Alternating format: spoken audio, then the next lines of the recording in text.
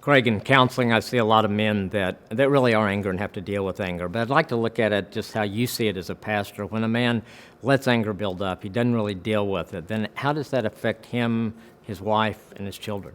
Well, you're the counselor, so you know a lot more about this than I do, but I learned in counseling classes in seminary that generally when a guy's expressing anger at his family, it's really because he's angry at himself.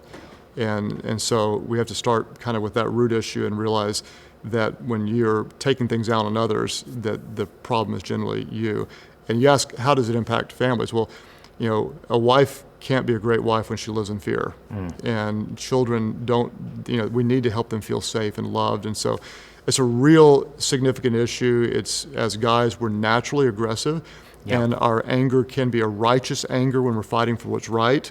But when it's an unrighteous anger and we're taking it out on people, it's devastating to families. And sometimes guys seem like they hold it together at work, where sometimes maybe that's where the anger starts, and then they come home and you get the deal that they let it out on their wife and their family. Right, we do. We're frustrated about something else, and then the people that we love the most get the brunt of our negative feelings. And I've done that in my own marriage, and you tend to ask yourself, why do you do this? And I'm not necessarily sure why we do, but it's I think a lot of times we need to really resolve the issues we have in our own heart, which is, why am I maybe frustrated with myself? Why I might feel like a failure, or I'm not living up to my own expectations, therefore I'm taking this out on everybody else, and it can be devastating. Yeah, and so if a guy is really dealing with anger, then I don't know that's probably a red flag.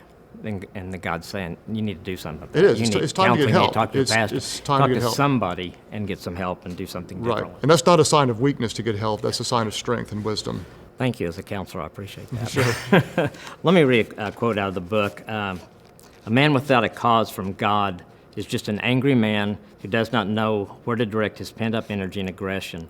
A warrior with a cause from God directs that warlike energy for a cause greater than himself. So having a cause from God is a good deal, but how does a man know what his cause is? Well, I think number one, if you're not walking daily with God, you're going to be fighting whatever trips your emotions at the time. And so as we learn to be a follower of Jesus, we're going to see things that naturally, I believe, there's some things that just upset some men more than others. And it may be someone who's been abused, it may be that someone's in need. And so we really look into those natural, I believe, God-given desires to fight for righteousness. And then we look for opportunities, which is, what is God putting around us? And a lot of times when the desire matches the opportunity, you say, that's mine. Yeah. I was put on earth to help solve this problem. It's not okay that this happens, not on my watch. And suddenly you're using a righteous anger to bring about good, rather than letting the emotion drive you to an unrighteous anger and hurting people. I thought of, as you were talking about that, kazone is a greght way, I think, for men to kind of, kazone really is the reason I'm doing Awesome Marriage right now. When it first came out, and I went through it, and God showed me this is the battle I want you to fight right now. Good. You've got a passion for marriage, and it just showed that. So that'd be a great tool, I think, for people to use too. Yeah. Well, as a pastor, I'm proud of you for using your gifts and your passions to impact people's lives. You're a great example of a warrior who's found your cause, and I imagine fighting for those causes helps your marriage because you're actually doing something productive, and the overflow of that helps all the people around you.